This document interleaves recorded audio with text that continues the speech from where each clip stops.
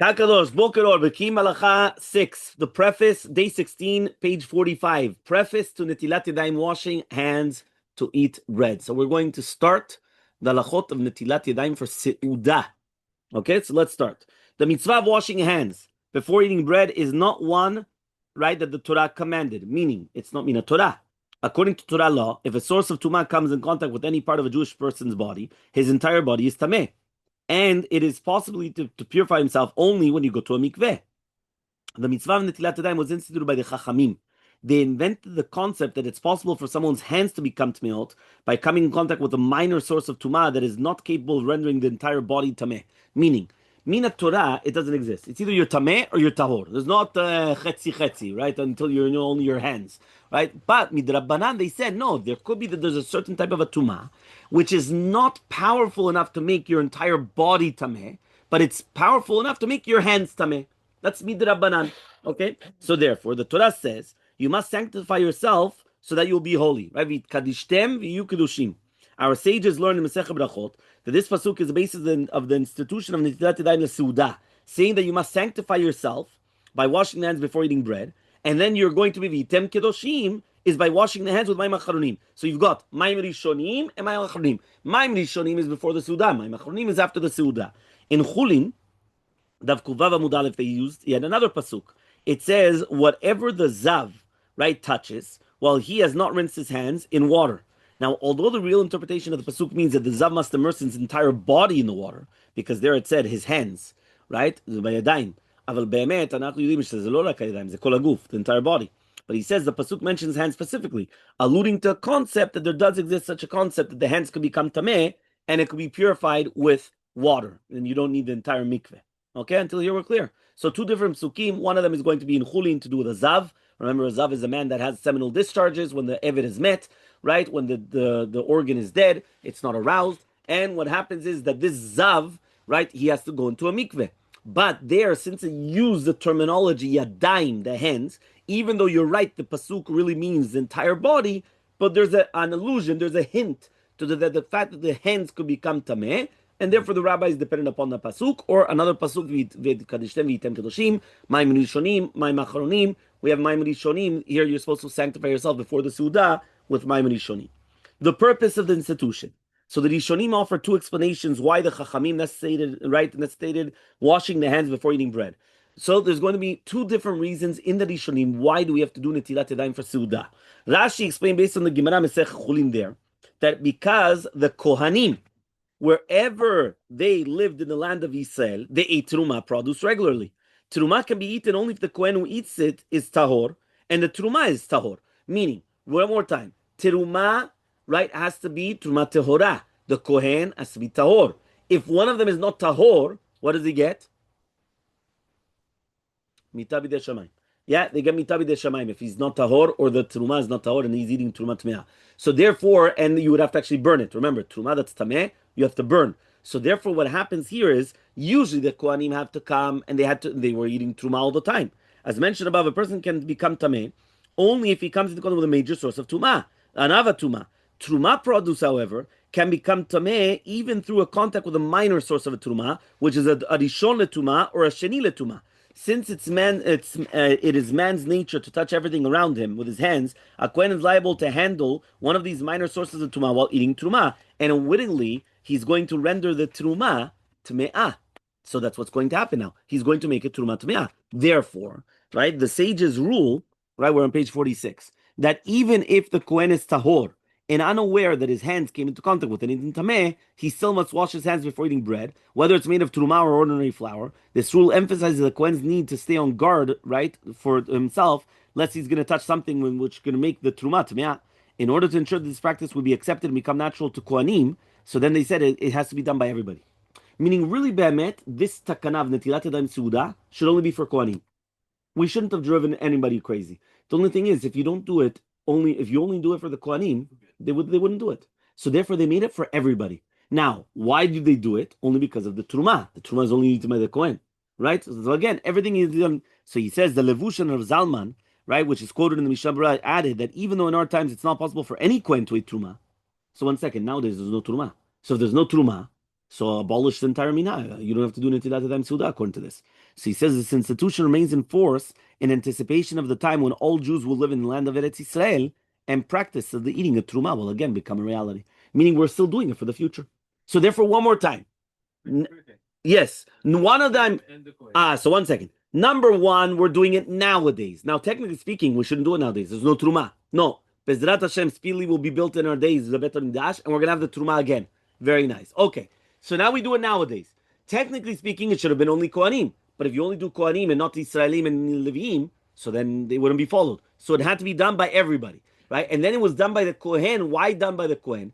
Because just in case the Kohen would come and touch a Rishon or Sheni Tumah, not an Avatuma, but if it touches the Avatuma, there's nothing we'll talk about. But if he's going to touch a Rishon and a Sheni to the Tumah, so then what's going to happen is he's going to make the Tumah Tmeah, and then it's going to become a problem. So he washes his hands, he gets rid of the Rishon and the Sheni, the Tumah, but it doesn't make the entire body Tameh.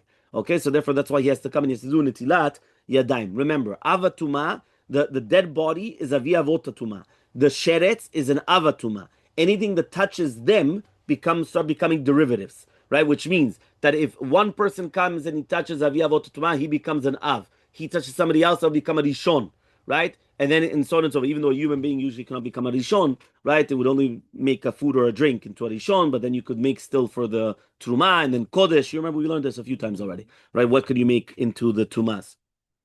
Yes. Next.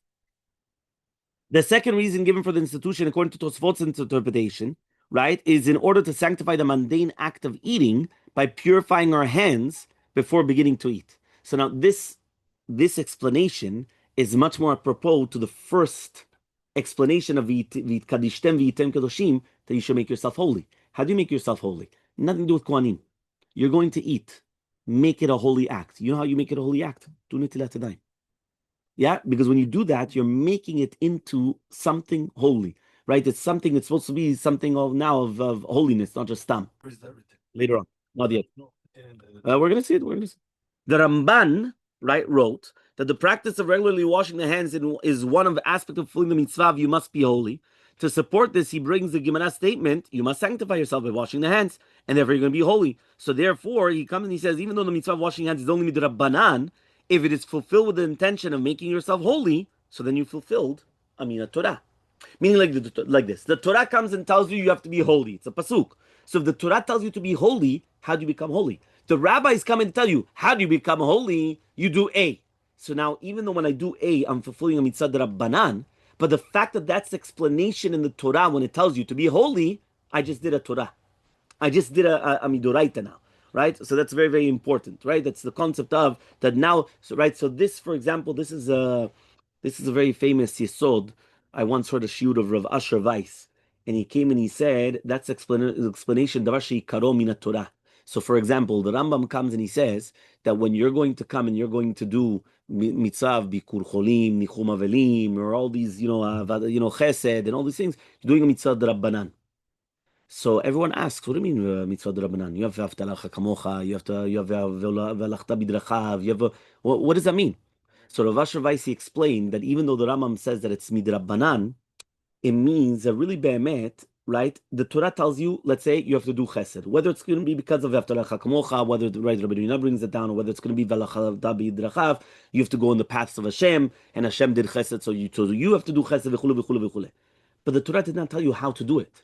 So now, when the Rambam comes and he tells you that the rabbis told you that what you have to do is you have to do nichum avelim, bikur cholim, and all these things, so now the rabbis are the ones that are explaining to you how to do the mitzvah. But once you do the mitzvah, it goes back to the original category that now becomes a doraita. Meaning, when you're coming and you're doing bikur cholim, who told you to do bikur cholim? The rabbis. But when the rabbis told you to do bikur cholim, now they explain to you that that's what it meant in the Torah. So now, even though you're right, the mitzvah is explained as a drabbanan, but when you fulfill it, now you're doing a doraita. That's how they explain. That's the exact same thing what we just said right now. The Ramban says the mitzvah of Netillat Yadayim is drabbanan. But what was the purpose? V'kadishtem v'yitem kedoshim. So now, since it's written in the Torah, v'yitem kedoshim, and the rabbis explain to you how to become kadosh, when you do that, now you're doing a mitzvah doraita. That's what we just said. When was the mitzvah instituted and by who? Which means, okay, this is rabbinical, right? But it's not in the Torah. It's only alluded to and everything. But who instituted it and by who? So the Gemara Masechet Shabbat right? And Eruvin says, Shlomo Melech was the one that instituted Netillat Yadayim and Eruvin.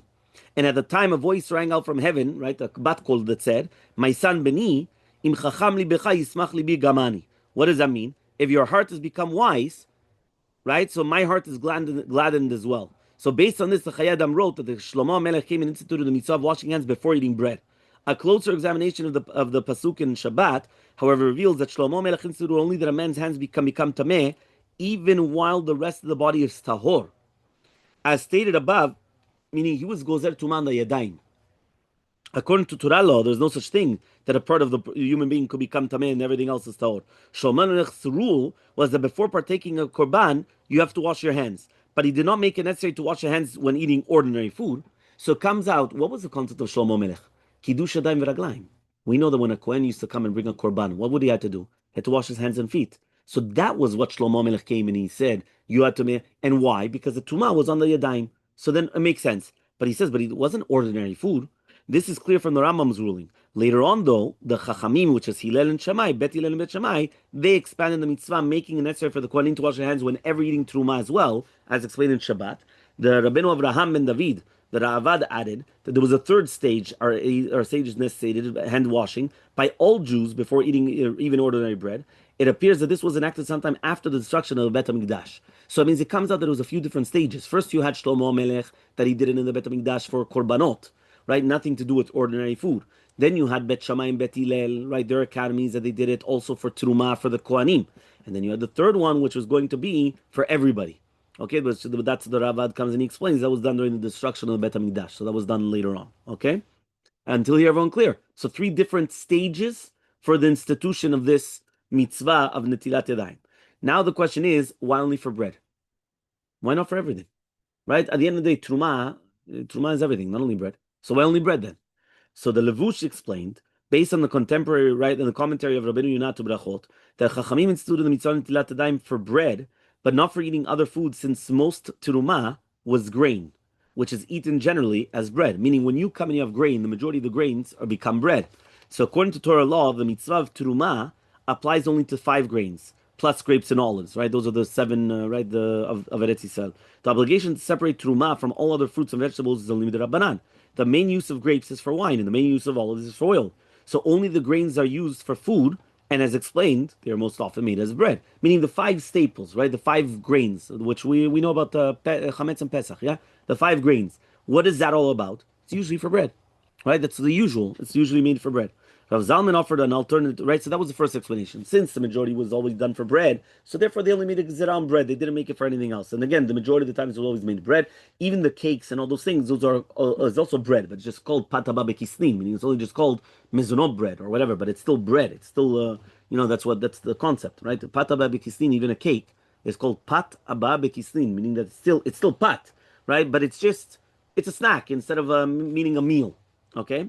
Rav Zalman offered an alternate explanation. Whenever someone has a meal, it's usually based on bread. Hence, the act of eating is synonymous with the English language phrase, breaking bread. By instituting the mitzvah Netilat Yadayim for eating bread, it was like instituting it for eating any meal. Our sages not feel necessary to institute a mitzvah for someone who is eating a snack, since the Gemara gives 2 explanations for this mitzvah, as explained above, and the thesis in the previous paragraph applies only to the first of the Talmud's explanations. Rav Zalman's thesis is appropriate for Talmud's second explanation. Fine, which explanation? Like number 1, number 2, right? Again, this is going only according to the second reason, right? Of not the first reason of the Kohanim and all those things. So again, basically what he's trying to say is that it's only going to be for bread. Again, we've got 2 different explanations. Why is it only for bread and not for other foods?